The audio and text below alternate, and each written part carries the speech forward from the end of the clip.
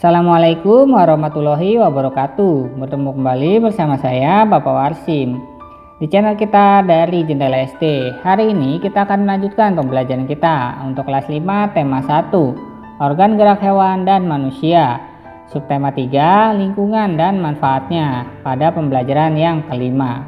Di pembelajaran kita yang kelima kali ini, fokus pembelajaran kita adalah bahasa Indonesia, IPA dan SBDP. Sebelum kita mulai belajar, mari kita berdoa terlebih dahulu. Berdoa, mulai.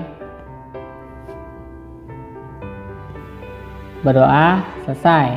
Oh iya, jangan lupa tekan dulu tombol subscribe dan aktifkan loncengnya supaya kamu tidak ketinggalan update video dari channel ini. Baiklah, mari kita ikuti pembelajaran berikut ini. Lani dan ayahnya masih berada di tempat produksi gerabah. Ada satu yang menarik perhatian Lani. Lani pun mencoba mencari tahu. "Kak, bentuk gerabahnya unik sekali. Gerabah ini berbeda dari yang lainnya," ujar Lani penasaran. "Oh iya Dik, gerabah ini sengaja dibuat berbeda dengan bentuk yang tidak biasa," jawab Kak Soleh, pengrajin gerabah. "Kalau tidak salah, bentuknya mirip piala. Di atasnya ada yang berbentuk bola," tebak Lani. "Benar sekali Dik. Memang ini adalah piala yang akan diberikan kepada juara pertama turnamen bola voli tingkat kecamatan," kata Kak Soleh. "Tapi kenapa harus dari gerabah Kak?" tanya Lani. "Ya, karena gerabah telah menjadi ciri khas dan identitas kecamatan ini. Lebih dari 60% masyarakat bermata pencaharian di bidang gerabah, mulai dari pekerja, pedagang, sampai pengusahanya," jawab Kak Soleh. "Oh begitu, bagus sekali Kak," puji Lani. "Oh ya, apakah kakak juga bisa bermain bola voli?" tanya Lani. "Kebetulan kakak adalah kapten tim bola voli kecamatan. Oleh karena itu kakak juga menjadi panitia turnamen bola voli kali ini," jawab Kak Soleh. "Wah, hebat sekali," kagum Lani. "Berarti kakak selalu menyiapkan kondisi tubuh jika sewaktu-waktu harus ikut bermain bola voli?" tanya Lani. "Iya Lani, kakak tetap rajin berolahraga untuk menjaga kelenturan otot-otot sehingga anggota badan agar tidak mengalami cedera pada saat kakak bermain bola voli." Ayo mengamati macam-macam kelainan, gangguan, atau penyakit otot manusia. Yang pertama ada hipertrofi, kelainan otot yang membesar dan menjadi lebih kuat karena sel otot diberikan kegiatan atau aktivitas yang terus-menerus secara berlebihan. Yang kedua ada atrofi atau kelainan otot yang mengecil, lemah, fungsi otot yang menurun. Hal ini disebabkan adanya penyakit polimielitis yang dapat merusak sel saraf pada otot. 3. Stiff atau kaku leher, kelainan otot karena adanya peradangan otot trapesius leher akibat gerakan yang menghentak secara tiba-tiba atau salah gerak. Dan yang keempat ada tetanus atau kelainan otot yang disebabkan adanya infeksi bakteri Clostridium tetani. Tetanus menyebabkan otot menjadi kejang-kejang. Ayo berkreasi. Coba kamu amati kembali gambar tentang kelainan organ gerak manusia di atas. Amatilah salah satu gambar kelainan otot, kemudian buatlah model sederhananya dengan menggunakan tanah liat. Langkah kerja: 1. Siapkan tanah liat dan air. 2. Campur dan aduklah tanah liat dengan air. 3. Remas-remas atau injak-injaklah tanah liat yang sudah tercampur air tersebut dan pastikan sampai lengket. Jangan sampai encer atau masih terlalu kasar. 4. Bentuklah adonan tanah liat tersebut menyerupai tokoh manusia yang mengalami kelainan tulang lordosis, skoliosis, dan kifosis.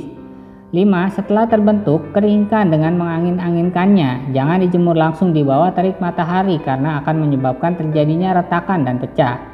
6. Setelah kering, bersihkan dan berilah warna yang sesuai. Mencegah adalah lebih baik daripada mengobati. Dengan mengetahui berbagai kelainan dan gangguan pada otot manusia beserta penyebabnya, kita jadi bisa lebih berhati-hati dalam melakukan setiap gerakan dalam suatu kegiatan. Ayo membaca. Salah bantal. Sudah 2 hari ini leherku sakit, kepalaku tidak bisa menengok ke arah kanan secara lurus atau ke belakang. Setauku ini penyakit salah bantal. Apa itu salah bantal? Ketika bangun tidur, ada orang yang pernah mengeluh lehernya sakit dan tidak bisa digerakkan. Bisanya hanya menoleh ke sisi tertentu saja, ke kanan atau ke kiri. Keluhan tersebut kerap kali diistilahkan sebagai leher tengeng atau nyeri leher. Menurut Dr. Melia Waryanto SPAK, salah bantal adalah suatu penyakit yang sering terjadi pada saat bangun tidur, di mana leher terasa kaku dan tidak bisa digerakkan ke kanan dan ke kiri. Penyakit ini sebenarnya disebut dengan torticollis. Tengeng atau torticollis adalah penyakit di mana posisi dagu tidak sejajar dengan tulang dada paling atas dan depan. Dagu hanya bisa miring ke kiri dan ke kanan. Kejadian ini bisa terjadi dan dialami oleh siapa saja, baik anak-anak, orang dewasa maupun orang tua. Rasa nyeri pada leher ini bisa berdampak pada terganggunya aktivitas sehari-hari. Pada sebagian kasus, hal ini seringkali tidak dipermasalahkan atau dikhawatirkan. Akan tetapi tidak sedikit pula orang yang menjadikan kondisi ini sebagai suatu keadaan yang sangat mengganggu. Penyebab torticollis adalah salah posisi tidur, bantal yang terlalu tinggi, bantal yang kaku sehingga pundak menjadi pegal dan kaku, leher terkilir, tengkuk dan leher terpapar angin dan dingin. Selain itu juga disebabkan oleh cedera atau terkilir pada otot leher dan tulang rawan, sendi dan reumatisme otot leher. Nyeri leher juga bisa muncul karena aktivitas terus-menerus yang dilakukan dalam waktu yang lama, salah posisi duduk, dan terjadi kecemasan atau stres. Oleh karena itu kita harus selalu memperhatikan aktivitas yang kita lakukan sehari-hari. Kita juga harus berhati-hati dalam melakukan gerakan yang memanfaatkan kerja otot dan tulang. Semua yang bisa mengalami nyeri, hal ini disebabkan karena postur tubuh manusia yang berjalan tegak lurus. Posisi kepala di atas ditunjang oleh otot-otot leher dan tulang belakang. Jika otot-otot penyangga kepala tidak kuat dan tidak berada dalam posisi yang baik, maka bagian atas dari penyakit tulang belakang akan mudah tertarik dan menimbulkan nyeri. Penyakit ini juga dapat memberikan gejala seperti sakit kepala dan rasa aneh saat menggerakkan kepala. Apabila sudah terkena salah bantal, sebaiknya segera diobati dengan cara dipijat. Namun, dalam memijat harus dilakukan secara hati-hati, jangan sampai justru menimbulkan masalah lain, seperti salah urat. Pengobatan ini harus segera dilakukan agar tidak mengganggu aktivitas sehari-hari. Selain dengan memijat, sakit nyeri pada otot leher dan otot-otot pada bagian tubuh lainnya dapat diobati dengan menggunakan obat-obatan khusus untuk otot. Banyak macam dan jenis obat untuk sakit otot, ada obat alami dan ada pula obat kimia. Kita pun juga dapat melakukan perawatan sendiri di rumah, misalnya dengan mengompres, menempelkan koyo hangat, dan mandi air hangat. Bagaimana cara agar terhindar dari penyakit salah bantal? Caranya sebagai berikut. 1. Posisi tidur harus nyaman. 2. Jangan menggunakan bantal yang terlalu tinggi dan keras. 3. Jangan tidur dengan memakai kipas angin yang langsung menghadap tubuh. 4. Pada saat tidur sebaiknya tidak satu posisi saja, bisa miring atau terlentang. 5. Tidur jangan di atas kasur yang keras. Berdasarkan bacaan di atas, temukan ide pokok masing-masing paragraf. Nah, di sana terdapat tabel ya. Baiklah, mari kita coba lengkapi. Untuk paragraf 1, ide pokoknya sudah 2 hari ini leherku sakit. Untuk paragraf 2, ide pokoknya apa itu salah bantal? Ketika bangun tidur, ada orang yang pernah mengeluh lehernya sakit dan tidak bisa digerakkan.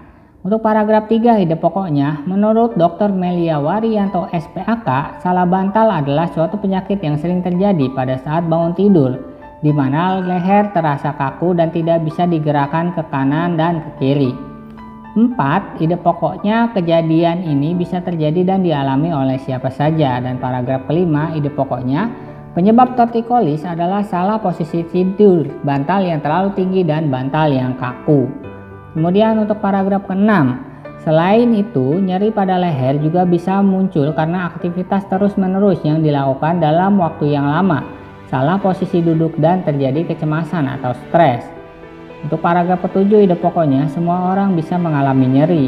Paragraf ke-8, ide pokoknya bila sudah terkena salah bantal ada baiknya segera diobati dengan cara dipijat. Untuk paragraf ke-9, ide pokoknya, selain dengan memijat, sakit nyeri pada otot leher dan otot-otot pada bagian tubuh lainnya dapat diobati dengan menggunakan obat-obatan khusus untuk otot. Dan untuk paragraf ke-10, ide pokoknya, bagaimana cara agar terhindar dari penyakit salah bantal? Ayo berkreasi. Kamu telah mengetahui beberapa aktivitas dan gerakan yang salah dapat menyebabkan gangguan pada otot manusia. Sekarang coba pilihlah satu aktivitas atau gerakan yang dapat menyebabkan terjadinya gangguan pada otot manusia. Pilihlah aktivitas atau gerakan yang terjadi sehari-hari yang kamu atau orang-orang sekitarmu alami. Kemudian susunlah menjadi sebuah cerita dan sajikan ke dalam bentuk komik. Masih ingat apa itu komik? Agar dapat membuat komik dengan baik, selain kamu harus mengetahui arti komik seperti yang sudah kamu pelajari sebelumnya, kamu juga harus tahu ciri-ciri komik yang baik. Ciri-ciri komik. 1. Hadir untuk menyampaikan cerita. Pesan dan informasi disampaikan dengan menggunakan teks dan gambar. 2. Proporsional. Keberadaan gambar dan teks yang berimbang membuat pembaca komik seakan-akan terlibat dalam peran langsung ke dalam cerita. 3. Menggunakan bahasa percakapan. Bahasa yang digunakan adalah bahasa sehari-hari yang mudah untuk dipahami. 4. Biasanya bersifat kepahlawanan. Umumnya, isi cerita komik akan cenderung membuat pembaca mempunyai rasa atau sikap kepahlawanan. 5. Penggambaran watak secara sederhana. Penggambaran watak dalam komik dibuat secara sederhana agar pembaca mudah memahami isi cerita dan menangkap pesan yang akan disampaikan dalam cerita. 6. Menyediakan humor. Kata komik berasal dari komik yang berarti jenaka. Humor dalam komik disajikan secara lugas sehingga akan mudah dipahami pembaca dan biasanya humor yang disajikan sering terjadi dan ada di masyarakat. Buatlah komik yang menarik pada kolom berikut. Nah, di sana terdapat kolom ya. Maka alternatif komik yang bisa kalian berikan adalah sebagai berikut.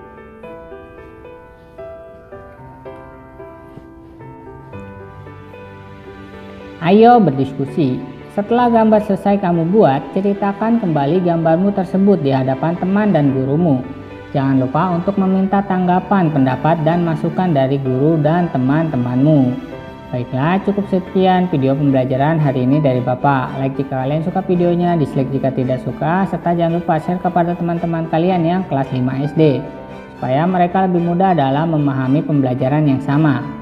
Tuliskan juga komentar kalian pada kolom komentar di bawah supaya Bapak tahu bagian-bagian mana saja yang perlu diperbaiki. Subscribe channel ini supaya terus berkembang dan memberikan informasi yang menarik dan bermanfaat kepada kalian.